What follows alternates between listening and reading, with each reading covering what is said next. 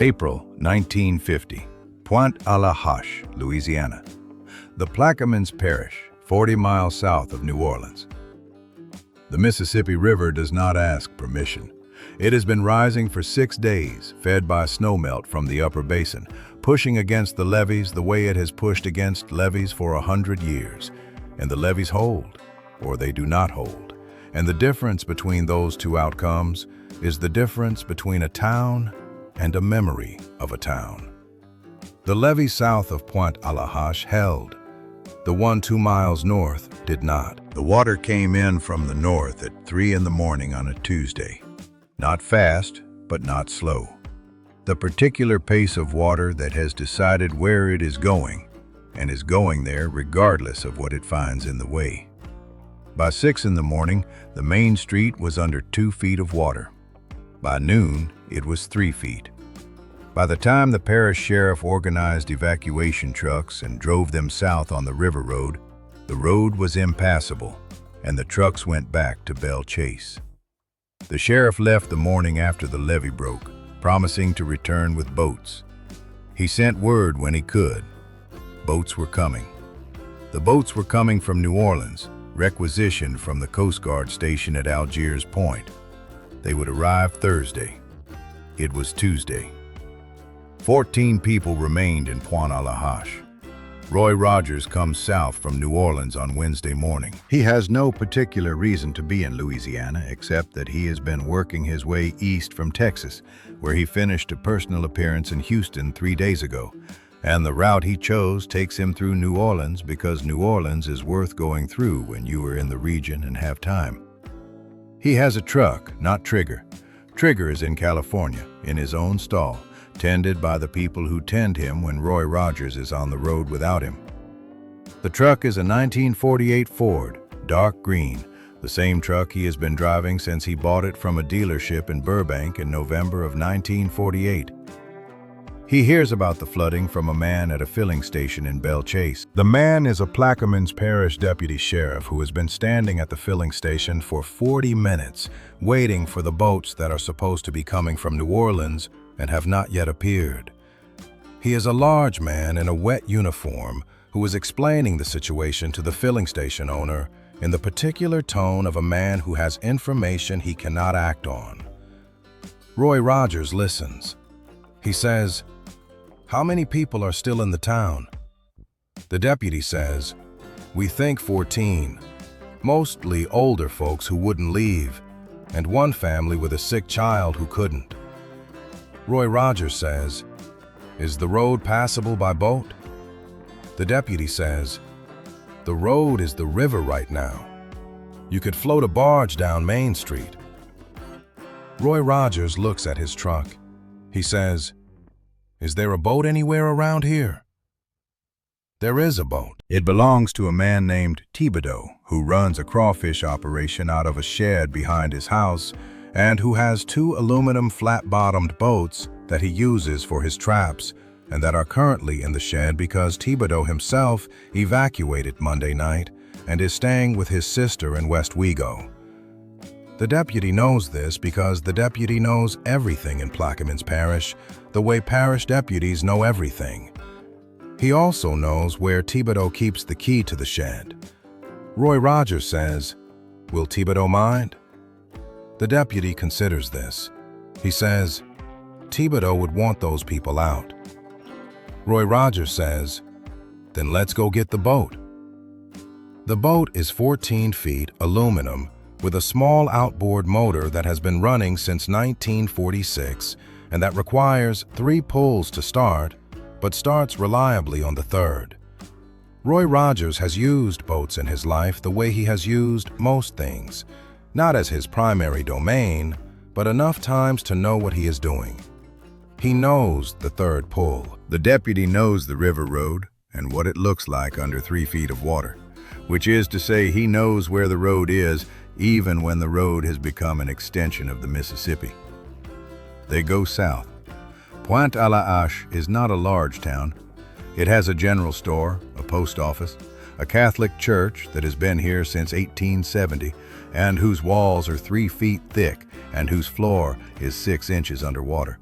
and a cluster of houses on either side of the river road. The houses are the kind of houses that are built in this part of Louisiana, elevated on piers, designed by people who understood that the river would periodically make the argument that the land was still its territory. The old ones are elevated enough. The newer ones are not. Roy Rogers and the deputy come into Pointe-à-la-Hache from the north at 11 in the morning on Wednesday. The water is brown and moving slowly, carrying things. A wooden crate, a child's boot, a screen door that has given up its hinges somewhere upstream and is now going where the water is going with the particular freedom of an object that has been separated from its function. The main street of the town is a channel. The storefronts on either side have their signs above the water line, but their doors below it. The Catholic Church's white walls rise from the water like a fortress, undamaged, its bell tower visible from 3 blocks away. The boat moves between the houses quietly, the outboard motor cut to its lowest setting, the aluminum hull making a soft sound against the water. The first person they find is Celestine Arceneaux. She is 81 years old and is sitting on her front porch, which is elevated 12 feet above the street and is therefore completely dry, with a cup of coffee and the particular composure of a woman who has seen the river misbehave twice before and who knows from experience that it goes back eventually. She is wearing a house dress and her good earrings, which is the outfit of a woman who did not leave because she did not intend to be seen leaving and who is therefore prepared to be seen staying. She watches the boat come up her street without changing her expression. She says, "When you get to the Fontenot house, you'll find Marguerite and her daughter. The baby has a fever. That's where you need to go first." She says it the way she says most things, calmly, accurately, with the understanding that she has already done the most useful thing available to her in the last 2 days, which was to identify who needed help most and in what order. Roy Rogers says, "Will you come with us?" Celestine says, "Not until Marguerite and the baby are out." Roy Rogers says, "Yes, ma'am." He turns the boat south. The Fontenot house is the 3rd house past the church. It is one of the newer ones, elevated but not enough. The first floor is under 2 feet of water. Marguerite Fontenot is on the 2nd floor with her daughter Elise, who is 8 months old and has had a fever since Saturday. The fever has not broken. Marguerite has been managing it with wet cloths and the knowledge that she is a woman who raised 4 children and knows the difference between a fever that is dangerous and one that is not. She is not certain this one is not dangerous. She comes to the window when she hears the boat. She looks at Roy Rogers in the boat. She says, "I know who you are." Roy Rogers says, "I know the baby needs to get out of here. Can you come down?" She brings Elise down the stairs with the particular care of a woman carrying something that is the most important thing that exists. The baby wrapped in a blanket despite the April warmth, because the fever makes warmth correct. She comes through the 2 feet of water on the 1st floor to the front door and steps into the boat with the baby, and Roy Rogers holds the boat steady against the door frame with his hand on the house. She sits down. She says, her name is Elise. Roy Rogers says, "She's going to be all right." He says it the way he says things he believes to be true. He turns the boat north. They make 5 trips. The first trip takes Marguerite and Elise to Belle Chasse, where the deputy's wife is waiting with a car to take them to the hospital in New Orleans. The fever breaks before they arrive. The doctor in New Orleans says later that the baby was not in danger, that it was the kind of fever that breaks when the conditions improve, and the conditions improved. The second trip brings out 3 elderly men from the south end of town who have been managing on the upper floors of their respective houses with the collective practicality of men who grew up on this river and were not going to leave before they had to. The third trip brings out 4 more. 2 women who refuse to go without their neighbor's cat, which is in the boat with them and is profoundly unhappy about it, and 2 men who seem equally profoundly unhappy and for the same reasons.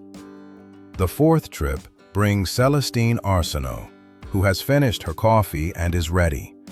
She steps into the boat with the same composure she brought to the porch and the coffee and the assessment of the situation and everything else.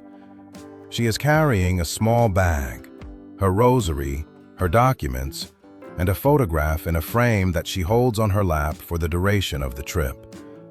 She says to Roy Rogers as he pushes off from her pier, "You drive a boat the same way you drive a horse." Roy Rogers says, "How's that?" She says, "Like you've done it before, but you're paying attention anyway." He considers this. He says, "Yes, ma'am, I think that's right." She says, "The water will go back. It always goes back. And when it does, the town will still be here. The houses that can be fixed will be fixed, and the ones that can't will fall, and something else will go up where they stood. That is what this place does. You understand?" Roy Rogers says, "Yes, ma'am." She says, "We do not need saving. We need a boat." He says, "That's what I've got." She nods once, as if this confirms something she already knew, and looks at the flooded street going past as the boat moves north, the water brown and slow. Pointe-à-la-Hache doing what it has always done when the river decides to visit. Inconvenienced, patient, still itself. The fifth trip is for the things. This is Roy Rogers' idea, and the deputy objects to it on the grounds that the boats from New Orleans are coming and they can come back for belongings. Roy Rogers says the boats from New Orleans were supposed to be here yesterday, and these people are not going to need their belongings when the boats come. They're going to need them now, tonight, at wherever they're staying. The deputy thinks about this. He says, "We have 1 hour before the tide pushes the current and the boat gets harder to manage." Roy Rogers says, "Then let's use the hour." They spend the hour going back through Pointe-à-la-Hache with the flat-bottomed boat and collecting what the people asked for: Celestine's photographs, the 2 women's cat carrier, the elderly men's medications, a box of papers from the post office that the postmistress said were people's mail and should not be left to the river. The river is indifferent to the mail. Roy Rogers is not. The Coast Guard boats from New Orleans arrive Thursday morning as promised. They find Pointe-à-la-Hache empty of people. They make 1 trip through the flooded streets and find nothing requiring evacuation and return to Algiers Point. The report filed by the Coast Guard station at Algiers Point notes that the 14 residents of Pointe-à-la-Hache, Plaquemines Parish, were evacuated Wednesday by a Plaquemines Parish deputy sheriff and an unidentified civilian using a privately owned, flat-bottomed aluminum boat. Roy Rogers is in Arkansas by Thursday morning. He did not give his name to the deputy's report because the deputy did not ask him for it, and he did not offer it. The deputy knows who he is. The deputy has not mentioned it to anyone because the deputy is a man who understands that some things work best when they work quietly. Marguerite Fontenot tells people for the rest of her life that Roy Rogers brought her and Elise out of the flood in a crawfish boat. Most people believe her. Some people do not. Elise Fontenot grows up, moves to Baton Rouge, becomes a nurse. She does not remember the flood. She was 8 months old. She knows the story the way children know the stories of what happened to them before they could remember. From the telling, from the repetition, from the particular way her mother's voice changed when she got to the part about stepping into the boat.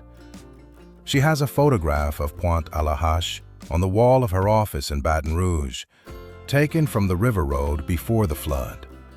The town looks ordinary in the photograph. The river is in the background, where it belongs.